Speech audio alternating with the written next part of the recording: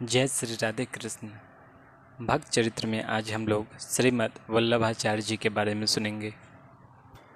यद्यपि श्रीमद् वल्लभाचार्य जी महाराज भगवान श्री कृष्ण के बाल रूप के आराधक थे, पर उनके लिए भगवान श्री कृष्ण और श्री राम में कोई भेद नहीं था।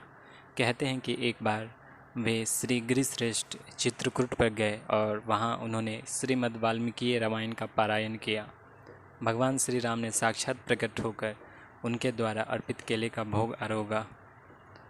वे अपनी बैठकों में भी भागवत और गीता के साथ साथ वाल्मीकि रामायण का सदुपदेश दिया करते थे। श्री वल्लभ के जीवन का अधिकांश व्रज में बीता। वे अरेल से व्रज आए।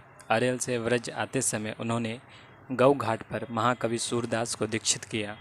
2 या 3 दिनों बाद उसी यात्रा में विश्राम घाट पर कृष्णदास अधिकारी को पुष्टि मार्ग में सम्मिलित कर ब्रह्म संबंध दिया। कुंभन दास भी उनके शिष्य हुए। गोवर्धन में एक मंदिर बनवाकर उसमें श्रीनाथ जी की मूर्ति प्रतिष्ठित की। उनके 84 शिष्यों में प्रमुख सूर, कुंभन, कृष्णदास और परमानंद श्रीनाथ जी की विधिवत सेवा और कीर्तन आदि करने लगे। उन्होंने वैष्णवों को गुरु तत्व सुनाया, लीला भेद बताया। सूर ने उनकी चरण भक्ति से साहित्य में भगवान की लीला का सागर उड़ेल दिया।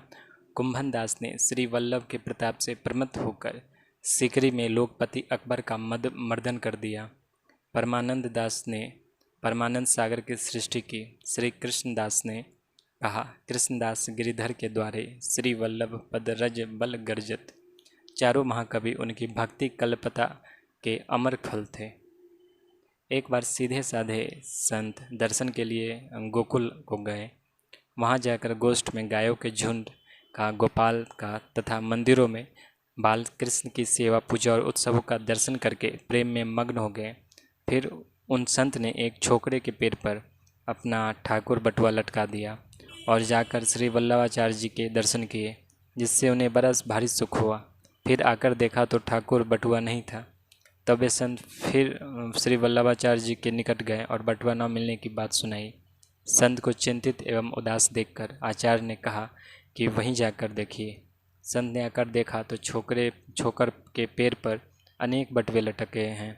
उनका होश हवास उड़ गया। फिर आचार्य के पास आकर बोले, प्रभु वहाँ तो अनेक बटुए हैं। उन्होंने कहा, आप अपना बटुआ पहचान लीजिए। आप तो नित्य सेवा पूजा करते हैं, फिर भी आपने ठाकुर जी को नहीं पहचान सके।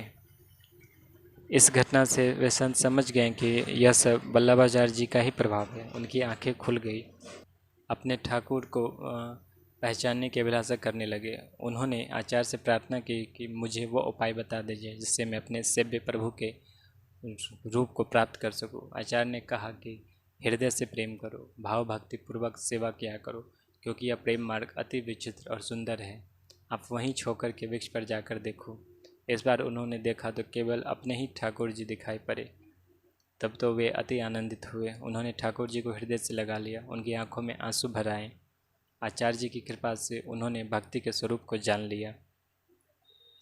एक बार वे श्री राधा जी के धाम बरसाना के एक गह्वर वन में अपने परिकरों के साथ गए थे।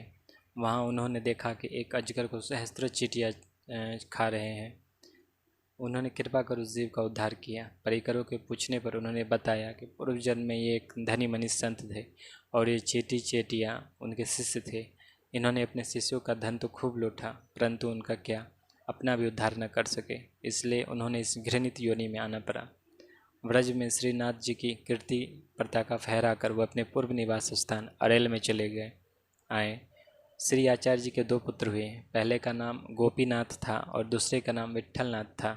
उनका पारिवारिक जीवन अत्यंत सुखमय और शांत था। आगे कथा हम लोग अगले वीडियो में सुनेंगे। जय श्री राधे कृष्ण।